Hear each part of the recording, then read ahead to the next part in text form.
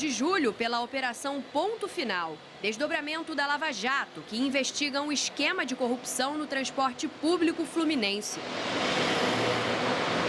Eles são acusados de pagar 260 milhões de reais em propina a políticos em troca de vantagens para as empresas do setor.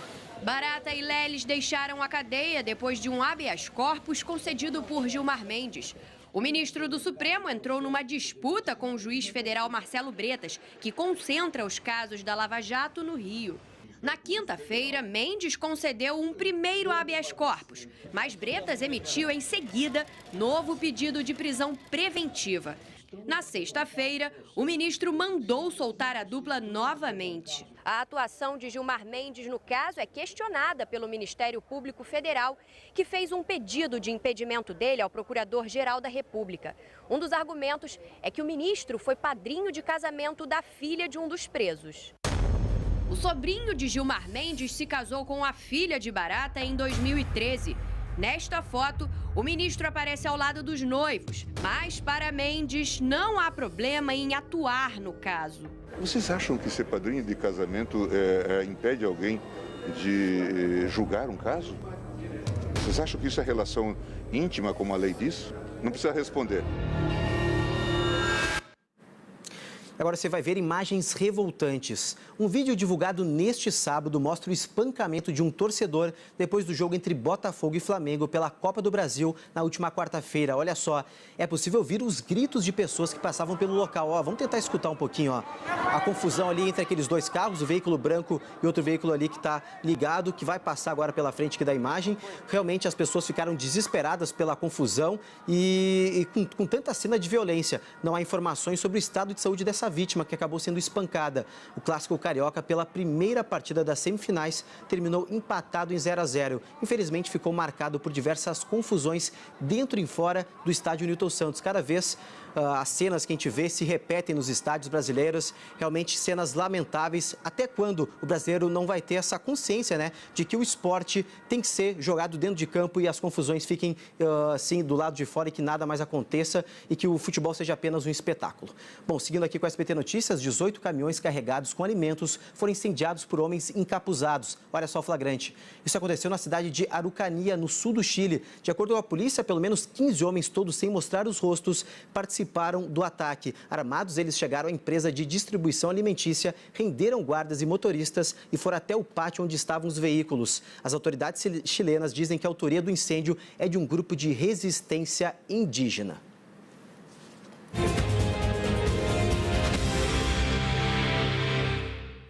5 horas em ponto, horário de Brasília, e 8 pessoas foram apreendidas, entre elas 7 adolescentes, após um arrastão no centro da capital paulista. Pelo menos 3 pessoas foram vítimas da ação do grupo. Após ser roubada, uma das vítimas chamou a polícia, que passou a procurar pelo bando. Com eles, a polícia militar encontrou 3 celulares e um revólver. Uma das vítimas contou que ficou com a arma apontada na cabeça até entregar o aparelho celular. E os casos de latrocínio, que é o roubo seguido de morte, atingiram o maior número dos últimos 14 anos no estado de São Paulo. Por dia, pelo menos uma pessoa é assassinada por assaltantes.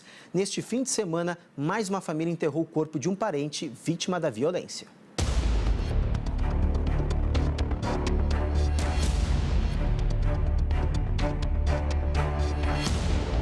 A família deu o último adeus a Sidney do Amaral Soares, de 48 anos, na manhã deste sábado em Jundiaí, no interior de São Paulo. Sidney estava internado desde o dia do crime, mas não resistiu aos ferimentos. Para nós foi um choque, né? Como ser humano, a gente ficou muito sentido, né? E também para a recuperação dele seria muito difícil, depois tiro na cabeça não é fácil. Um casal que estava parado no semáforo gravou com o celular o momento da tentativa de assalto. Não sai do lugar, não sai do lugar. Nossa, atirou no cara. Atirou 2 vezes. A mulher de Sidney estava na moto e escapou por pouco. Ele já atirou, deu 2 tiros. Esse caso aconteceu na semana passada e não faz parte das estatísticas divulgadas pela Secretaria da Segurança Pública nesta sexta-feira. Os números mostram uma disparada nos registros de latrocínio em São Paulo, o maior patamar dos últimos 14 anos. De janeiro a julho de 2017, 240 pessoas foram assassinadas por assaltantes, mais de uma vítima por dia. O que acontece é que a violência às vezes se banaliza de tal forma que qualquer esboço de reação da vítima termina provocando uma ação violentíssima do assaltante. Só nos 7 primeiros meses deste ano, o aumento dos roubos seguidos de morte no estado foi de quase 20% em relação ao mesmo período do ano passado. Diminuir o latrocínio significa diminuir os roubos. É preciso investir mais em investigação, é preciso investir mais na Polícia Civil para coibir quadrilhas, o crime organizado que faz de vítima a sociedade em roubos de residência, em saídas de banco e nesses crimes que têm levado a mais mortes. O secretário admite a dificuldade em evitar que os latrocínios aconteçam. Esse tipo de crime é muito difícil de combater, porque ele ocorre muito rápido. E violência sem fim também no Rio de Janeiro. Uma pessoa morreu e 2 ficaram feridas no 9º dia de confrontos entre policiais e bandidos na favela do Jacarezinho. Por causa dos tiroteios, a região está sem coleta de lixo e os moradores têm medo até de sair de casa. O tiroteio recomeçou no início da tarde. Moradores registraram o ataque ao caveirão da polícia. Motoristas se apavoraram. Só no Jacaré você vê isso. Segundo o comando da UPP da região, durante uma ronda, policiais foram recebidos a tiros por traficantes numa localidade conhecida como Buraco do Lacerda. Os agentes reagiram, mas os bandidos fugiram. O reforço chegou pouco tempo depois. E a favela foi cercada. A guerra se acirrou desde o último dia 11, com a morte do policial civil Bruno Guimarães, baleado no pescoço. De lá para cá, a polícia está à caça dos assassinos. O Disque Denúncia oferece R$50 mil por informações sobre o paradeiro dos suspeitos, a maior recompensa da história do Rio. Além de Bruno, outras 5 pessoas morreram. A última morte aconteceu na tarde deste sábado. Outras 2 pessoas também foram baleadas. Este vídeo mostra moradores socorrendo um homem. Mais um morador baleado. Durante a semana, a morte do verdureiro Sebastião Sabino da Silva, de 47 anos, chocou a comunidade. Ele foi baleado no peito enquanto trabalhava. Meu coração fica partido. Até agora eu não me dei conta que isso aconteceu. Até hoje, cada pessoa que eu vejo na rua, para mim, eu vou ver meu irmão. Na sede da ONG Rio de Paz, as marcas dos tiroteios dos últimos dias. O lixo se acumula pela comunidade. A coleta está suspensa faz uma semana. A Companhia de Limpeza Urbana informou que só vai retomar o serviço no interior da favela quando a situação se normalizar.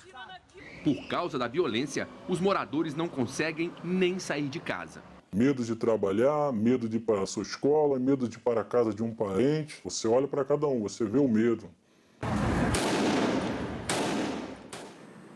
A ONG Rio de Paz instalou novamente as placas na Lagoa Rodrigo de Freitas, que faz homenagens aos PMs mortos este ano. Elas foram retiradas na semana passada pela Prefeitura do Rio. A reposição das 134 novas placas com os nomes dos policiais mortos até agora, em 2017, num total de 97 PMs. E de crianças vítimas de balas perdidas no Rio de Janeiro desde 2007, que já somam 36 casos até então, aconteceu no final da manhã deste sábado, na Lagoa Rodrigo de Freitas. Nós precisamos também de campanhas educativas como essa. Precisamos mexer com a alma, com a mente do cidadão fluminense. Porque o volume de morte, a forma como se mata, apontam para uma patologia social. A proposta da organização é de manter essas placas aqui até que o estado do Rio de Janeiro alcance a marca de 10 homicídios dolosos para cada 100 mil habitantes, que é aceitada pela Organização Mundial de Saúde. Só que os números hoje são alarmantes. O estado do Rio registra 30 mortes de homicídios dolosos para cada 100 mil habitantes. Isso chega a ser fora do normal. O secretário de Ordem Pública do Rio, Paulo César Amêndola, autorizou a reinstalação dos cartazes. Eles foram retirados pelos funcionários da Conlurb na madrugada da última quarta-feira. Os policiais militares ficaram revoltados com a ação. Eu me senti indignada. A impressão que dava é que a morte dos policiais e nada era a mesma coisa, que é algo que não tinha importância. As placas representam as lembranças da guerra que acontece diariamente aqui no Rio de Janeiro, que a cada dia faz novas vítimas. E essas placas estão representando a nossa luta, a nossa indignação, porque não temos nenhum retorno do governo, de nada para nos defender. Estamos aí esperando alguma coisa que possa mudar dessa nossa realidade.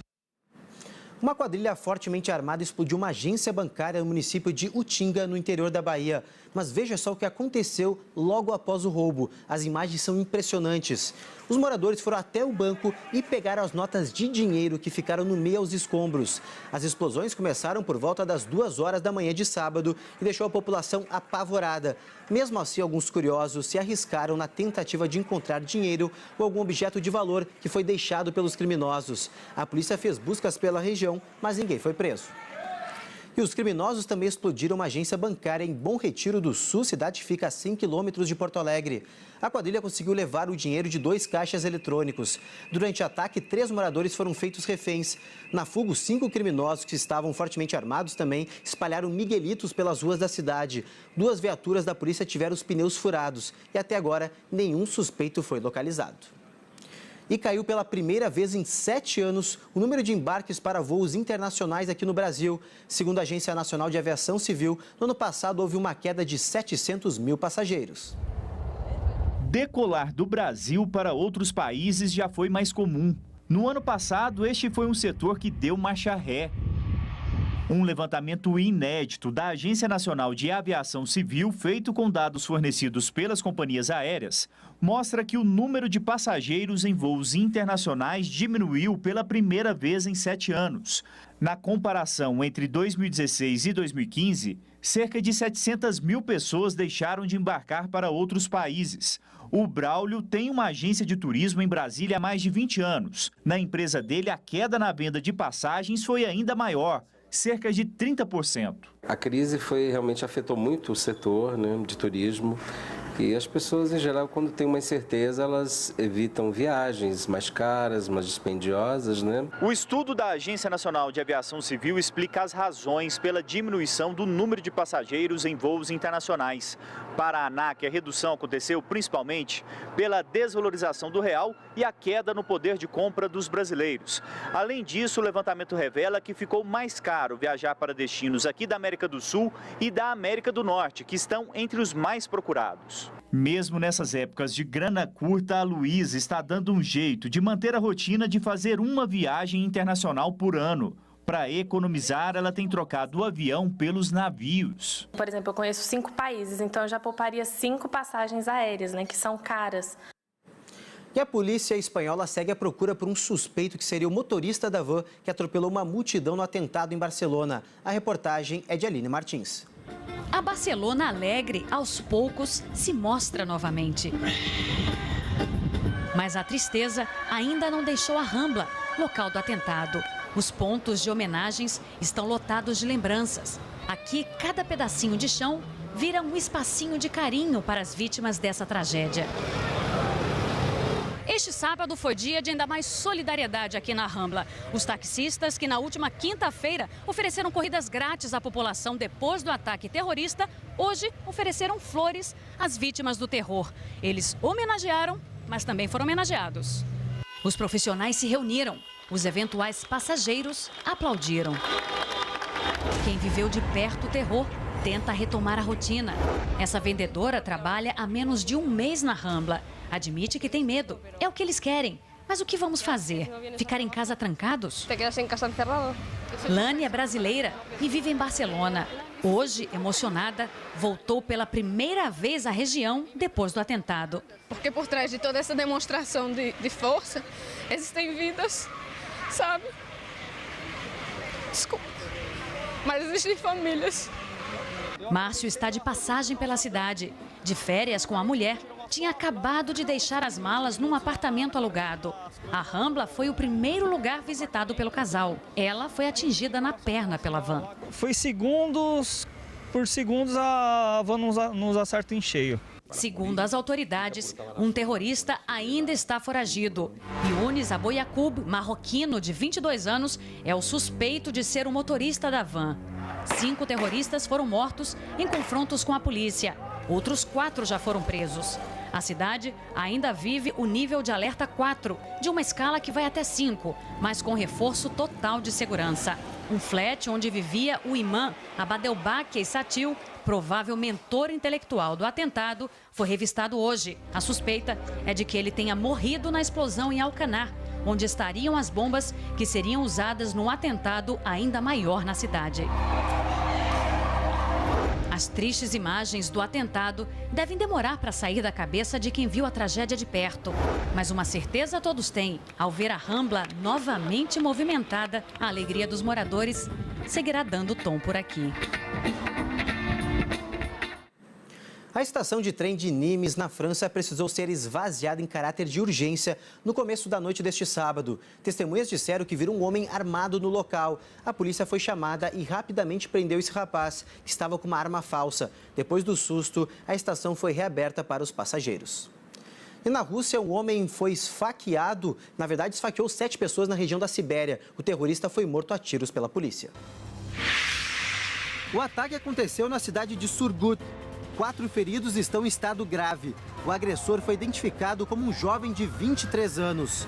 A polícia russa não fala em terrorismo, mas o Estado Islâmico assumiu a responsabilidade pelo ataque. A Finlândia confirmou que o assassinato de 2 pessoas por um homem armado com uma faca foi um ato de terror. Investigadores disseram que o agressor, de 18 anos, era de origem marroquina e buscava asilo no país.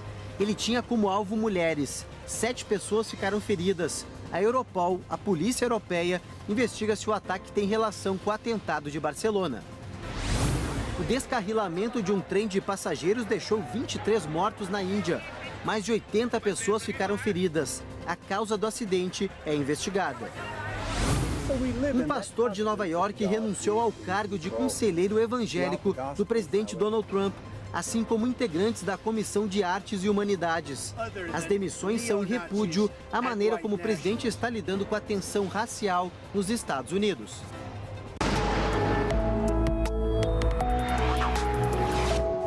Guarda-chuva para sair de casa nesse domingo na maior parte do Brasil. E pode também pegar um casaco. Na madrugada de segunda, as temperaturas despencam de novo. Já caiu bastante água no sul e agora a frente fria vai reforçando a chuva também no sudeste e no centro-oeste. Onde já estava chovendo, como em São Paulo, o sistema dá mais força para os temporais e a instabilidade não para, pelo menos até segunda. O centro-oeste, que estava com tempo bem seco, também já volta a ser atingido pela chuva. É só nas áreas claras que aí o sol aparece nesse domingo.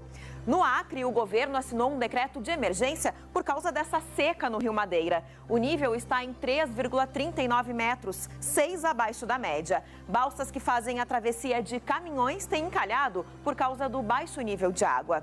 E olha que até chove por lá nos próximos dias, mas vai ser em pequena quantidade. Quanto às temperaturas, segue aquele calorão de sempre entre o norte e todo o nordeste. E no centro-sul vai esfriando aos poucos. Já faz 19 graus em Porto Alegre, máxima de 25 em Campo Grande.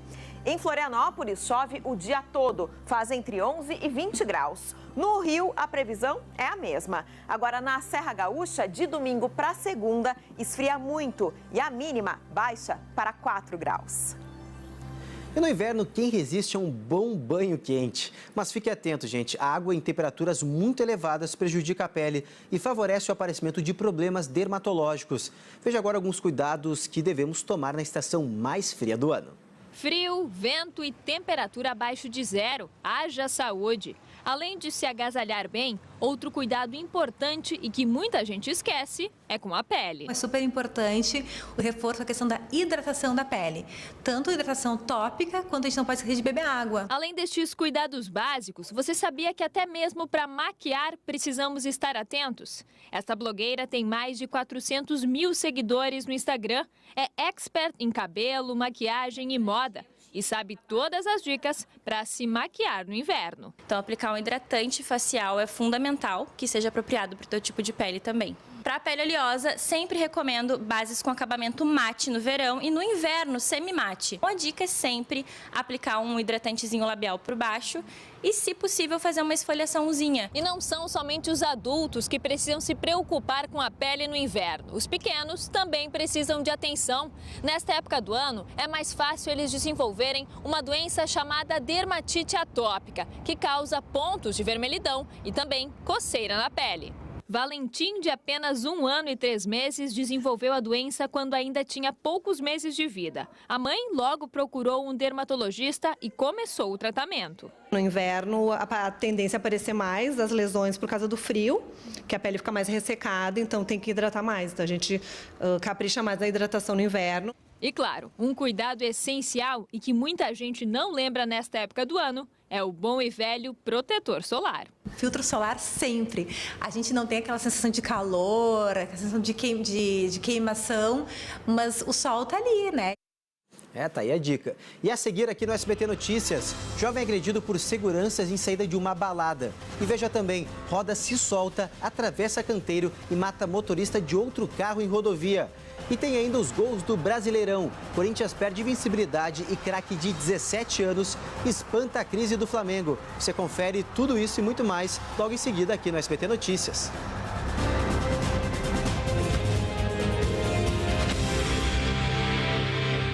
Domingo, mais uma família vai ter a chance de ganhar 50 mil reais. No Comprar é Bom, Levar é Melhor. Vai acabar o tempo! E nós continuamos com novidades. Celso Portiolli surpreende um dos maiores artistas da TV brasileira. Ari Toledo será o homenageado na estreia do novo quadro Esta é Sua Vida.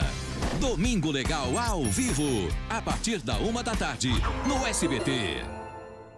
Se eu fosse você, eu não perderia a oportunidade de ser um consultor ou uma consultora da Jequiti.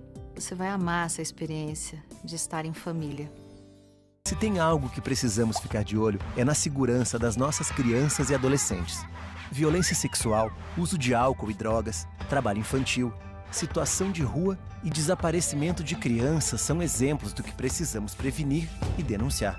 Disque 100 e denuncie qualquer violação dos direitos das crianças e adolescentes. Baixe também o aplicativo Proteja Brasil no seu celular. Respeitar, proteger, garantir.